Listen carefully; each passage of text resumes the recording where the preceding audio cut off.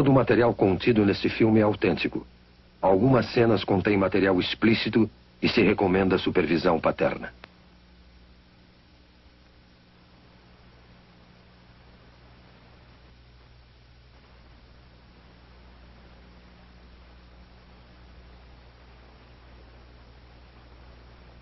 Agora podemos perceber o grito silencioso na face desta criança que agora enfrenta a iminente extinção. O grito silencioso.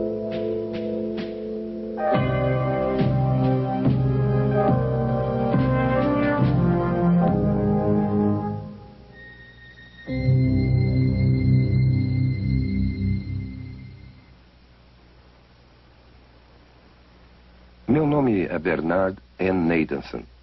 Sou um médico e também obstetra e ginecologista. E acho que tenho alguma experiência em matéria de abortos. Bem, quando eu estudava medicina, em 1949, não havia uma ciência como a fetologia. Aprendemos que esta criança a nascer, o feto, era uma coisa no útero e que somente por uma questão de fé era ou não era um ser humano e se esse ser humano teria ou não qualquer qualidade bem pessoal. Mas essa história mudou desde 1970. Foi nessa época que a ciência da fetologia surgiu nos meios médicos.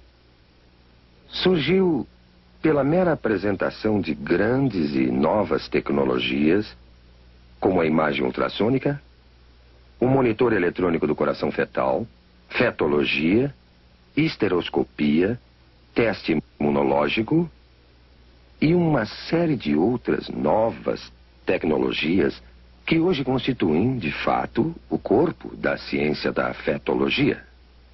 A imagem ultrassônica, que é a imagem do feto em movimento, tornou-se acessível à nossa clínica a partir de 1976. A sala para exames ultrassônicos consiste de uma convencional mesa de exame e do aparelhamento de ultrassom.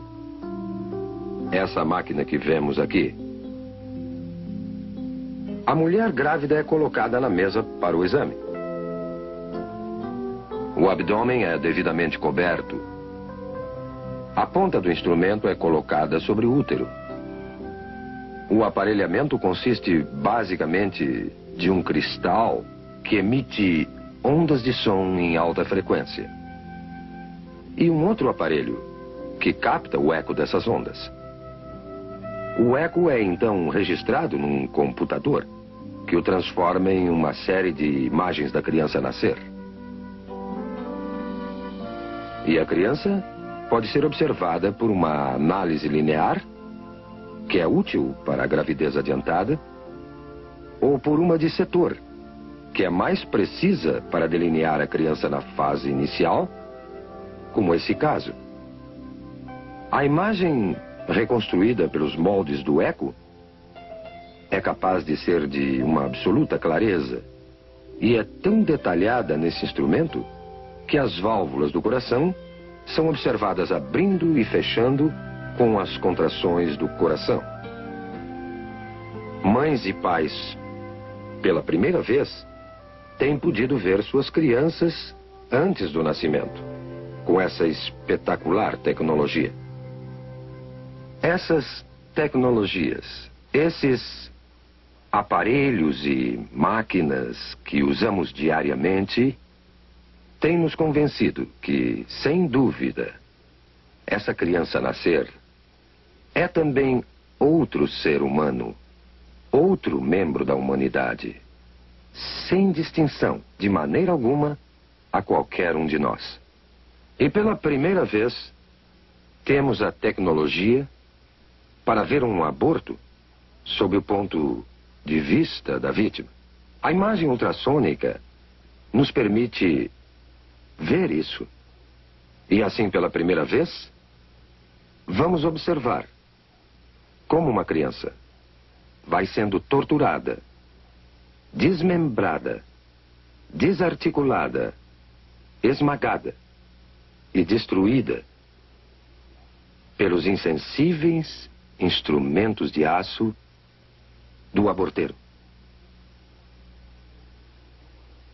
O que estamos vendo aqui é uma sequência do desenvolvimento de uma criança no estado pré-natal de vida, desde os primeiros momentos até o fim dessa fase. Temos aqui uma criança de 4 semanas, de 8 semanas, de 12 semanas, de 16 semanas, 18 semanas, de 20 semanas e de 28 semanas. Como podem ver, não existe ainda uma mudança dramática na forma ou substância desse ser durante esse desenvolvimento. Essa pequena pessoa, de 12 semanas, é uma criatura, inegavelmente um ser humano. Já tem ondas cerebrais desde 6 semanas, seu coração está funcionando há 8 semanas e todo o resto das funções humanas são exatamente como as nossas. Agora, esse livro, Obstétrica de Williams, 16ª edição de 1980, é um livro de estudo usado em todas as escolas de medicina nos Estados Unidos. O prefácio desse livro, publicado em 1980, nos diz o seguinte: felizmente entramos numa era que o feto pode ser já considerado e tratado como nosso segundo cliente. Quem poderia sonhar, mesmo há alguns anos, que poderíamos atender um feto como médico? As tradicionais éticas médicas e conceitos nos dizem que não devemos destruir nossos clientes e nós juramos preservar suas vidas. Agora veremos como o aborto age no nosso segundo cliente. Temos então uma criança de 12 semanas no útero, o útero sendo esse músculo em redor da criança. Quando o aborteiro inicia o processo, primeiro coloca esse instrumento, conhecido como espéculo, na vagina da mulher. E em seguida abre a fim de avistar o colo uterino aqui. Tendo avistado o colo, o aborteiro, então, pega esse instrumento, conhecido como tenáculo, firma-o seguramente com o espéculo no colo. Desta maneira, grampeia bem o tenáculo para afirmá-lo melhor ao colo do útero. Outro instrumento que é posto em ação é chamado sonda. Esse instrumento é colocado dentro do útero, depois retirado, para o aborteiro determinar exato a profundidade e o tamanho do útero. Depois, esse grupo de dilatadores, esses metálicos, curvos instrumentos, são usados para fazer a dilatação do colo, a fim de aplicar finalmente os mencionados instrumentos de aborto. O aborteiro primeiro introduz o mais fino desses instrumentos dentro do colo, a fim de dilatá-lo, girando o instrumento para uma parte mais larga, introduz essa ponta e vai então trabalhando através das várias graduações que aumentam o tamanho final do instrumento dilatador.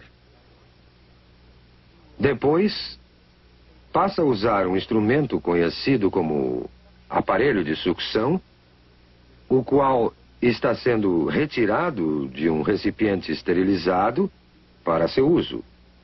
E então, isso será inserido no colo dilatado até chegar ao útero, para então perfurar o saco que cobre a criança, esvaziando do fluido que a cerca. O instrumento é posto em direto contato com a criança numa pressão aproximada a 55 milímetros de mercúrio aplicada na ponta desse instrumento, que está ligada a um longo tubo grosso de sucção e a instrumentação abortiva, que é o aparelhamento do outro lado. A ponta de sucção começará a destruição da criança.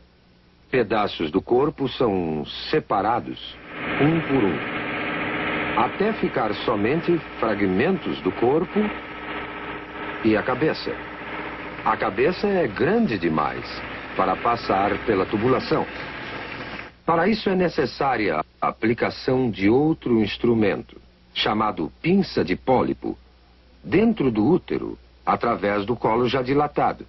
E o aborteiro, então, terá que pegar a cabeça da criança, que flutua livre dentro do útero, entre os anéis desse instrumento. A cabeça é então dilacerada e seus pedaços removidos com seus respectivos ossos. E o aborto, então, estará concluído. Já vimos como uma criança de 12 semanas aparece na tela ultrassônica. Também vimos a mecânica, todas as fases do aborto de 12 semanas. Agora, pela primeira vez, veremos um filme feito com a verdadeira imagem ultrassônica de um aborto de 12 semanas. Não se esqueça que não é um caso fora do comum, um aborto tardio. É um dos 4.000 casos de aborto feitos todos os dias nos Estados Unidos. Esse filme foi feito numa clínica de abortos. O médico que realizou o aborto foi um jovem que trabalhava em 2 diferentes clínicas de aborto ao mesmo tempo. Ele já havia feito mais de 10.000 abortos na sua vida. Quando lhe pediram para assistir uma exibição deste filme, ele ficou tão chocado do que ele fazia que saiu da sala por um momento. Voltou para ver o final, mas nunca mais fez outro aborto. A moça que manobrou a verdadeira câmera ultrassônica era uma feminista e a favor do aborto. Mas ela também ficou tão chocada pelo que viu nesta sessão de cinema que nunca mais quis discutir o assunto aborto. Mas vamos voltar ao filme em questão. Estamos observando um detalhe de uma verdadeira imagem ultrassônica de uma criança de 12 semanas. A criança está colocada nesta direção. Vocês estão vendo a cabeça da criança aqui, o corpo inteiro da criança aqui, e essa imagem é a mão da criança perto da boca. Olhando essa criança mais de perto, observamos o olho ou a órbita ocular aqui, o nariz da criança aqui, sua boca aqui, e até vemos o ventríloco do cérebro aqui. Esse é o fluido que enche os espaços do cérebro. Vemos o corpo da criança aqui, com as costelas em silhueta, e sua coluna vertebral atrás. Essa é uma área granulada de tecidos na parte superior. Parece ser a placenta da criança. Podemos até distinguir aqui as coxas, as extremidades inferiores saindo do corpo, desta maneira. Agora, vamos à ação. Vemos o coração batendo no peito da criança.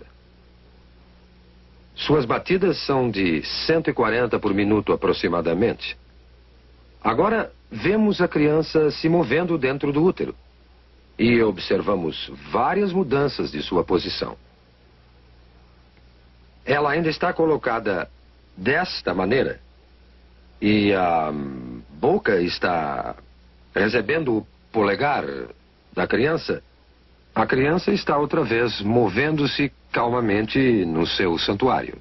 Agora, esta sombra que estamos vendo na parte inferior da tela é a ponta de sucção que foi deliberadamente colorida para que possamos distingui-la com mais clareza.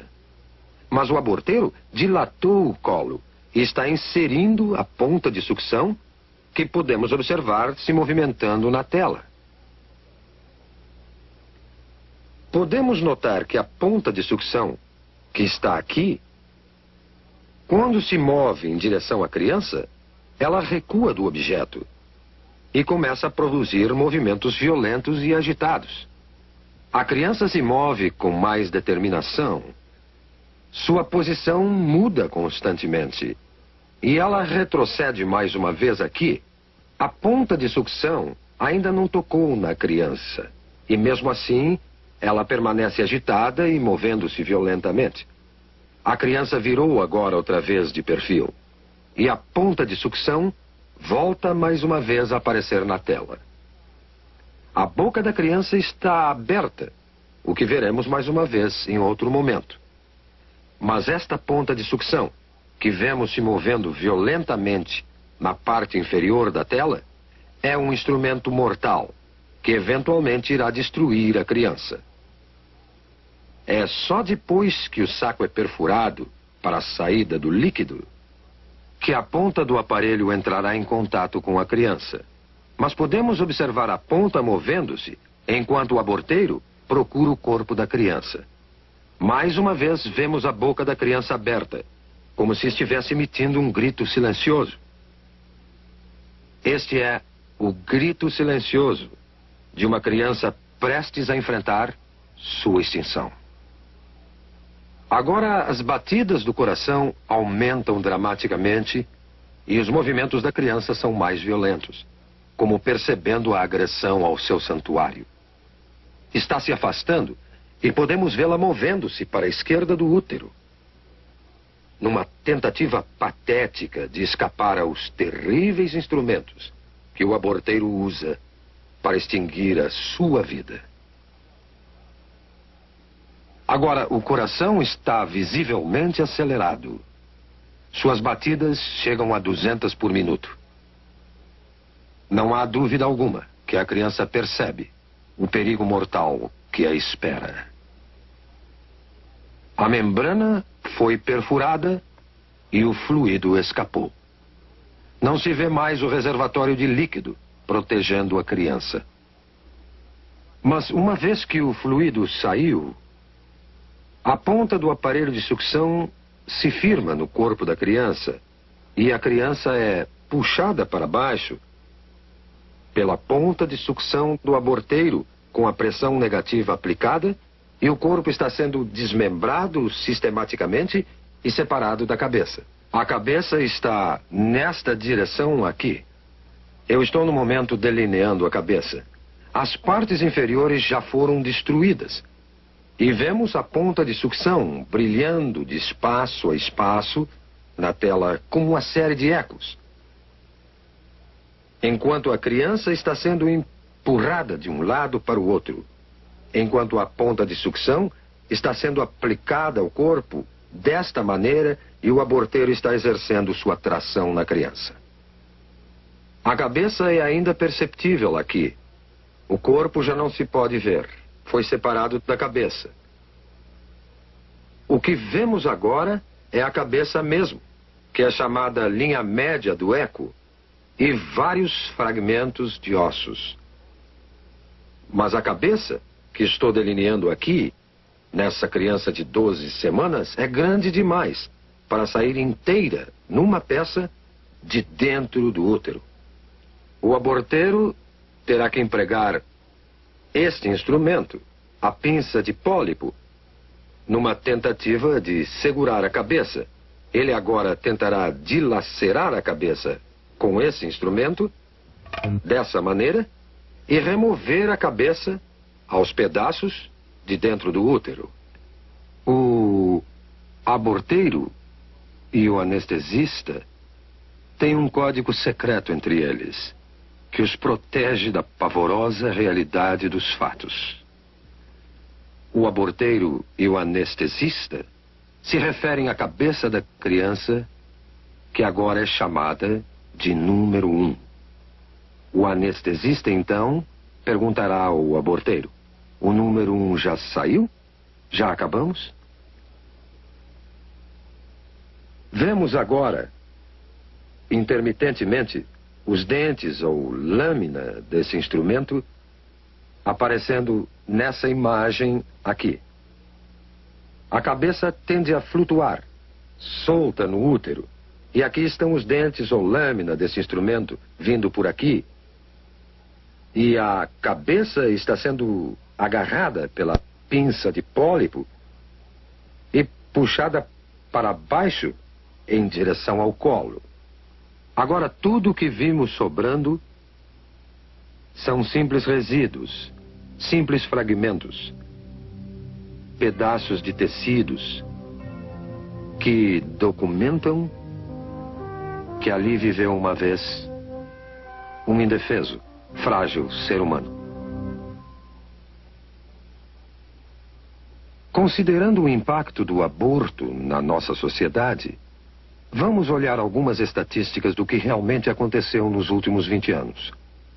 Nós temos dados confiáveis indicando que em 1963, bem antes do aborto ser legalizado pela infame decisão Roe versus Wade, eram efetuados aproximadamente 100 mil abortos ilegais anualmente nos Estados Unidos, e muito poucos legais.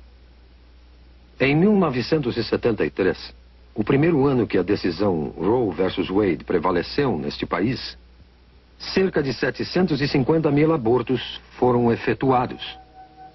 E em 1983, o último ano do qual temos completos dados, foram feitos 1,5 milhão de abortos. Agora vamos ver o aborto como indústria. No ano passado, foram efetuados 1,5 milhão de abortos nesse país. E o custo médio de um aborto é de 300 a 400 dólares por operação. Isso criou uma indústria nesse país de uns 5 a 6 milhões de dólares por ano, colocando-o na lista das 500 maiores indústrias do mundo.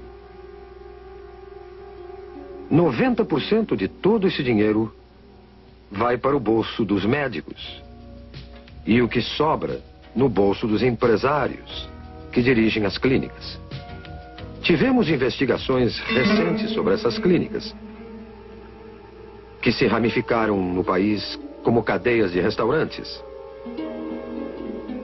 Sabemos que várias dessas cadeias se encontram na Califórnia, pelo sudoeste e vão até o sudeste dos Estados Unidos. E há alguma evidência agora que cada vez mais essas clínicas estão caindo nas mãos do crime sindicalizado nos Estados Unidos. E que esse dinheiro, dinheiro do aborto, é manchado não só pelo sangue das inocentes vítimas do aborto, como também pelas mãos sujas do crime sindicalizado nos Estados Unidos. Quando discutimos o aborto, temos que entender que a criança por nascer não é a única vítima. As mulheres são vítimas também, tanto como as crianças o são. Não foi dito às mulheres a verdadeira natureza da criança por nascer. Não lhes foi mostrado os fatos reais sobre o que o aborto realmente é. As mulheres, em grande número, centenas, milhares, dezenas de milhares, têm tido seus úteros perfurados, infectados, ou sofreram destruição total de seus órgãos reprodutores como resultado de uma operação da qual não possuem um conhecimento verdadeiro. Este filme e outros filmes que virão devem fazer parte da informação geral para o consentimento de qualquer mulher antes de se submeter a um processo desta natureza. Eu acuso a Liga Nacional do Direito ao Aborto. Eu acuso o Plano Familiar e todos os conspiradores da indústria do aborto de uma consistente conspiração silenciosa que faz a mulher ignorar os verdadeiros fatos sobre o aborto. E desafio a todos que ministram o aborto a mostrar esse autêntico programa filmado, ou um similar a este, a qualquer mulher, antes de consentir num aborto. Como veem, acho que entendo um pouco de aborto. Fui um dos fundadores da NARAL em 1969, que é agora a Liga Nacional do Direito ao Aborto.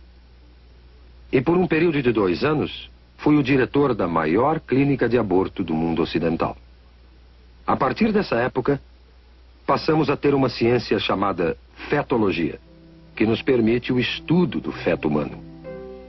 E todo esse conhecimento concluiu, sem exceção, que o feto é um ser humano, igual a qualquer um de nós, e parte integral da comunidade humana.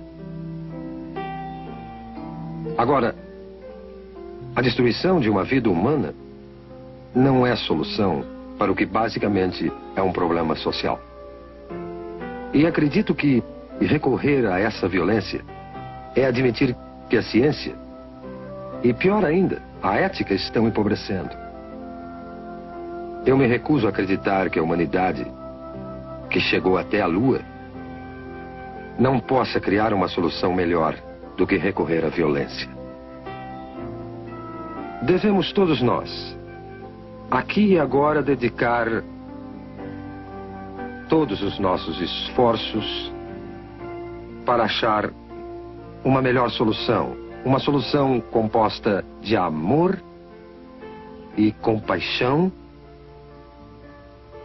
e um decente respeito pela inegável prioridade da vida humana. Vamos todos, pelo bem da humanidade, aqui e agora, parar esse genocídio.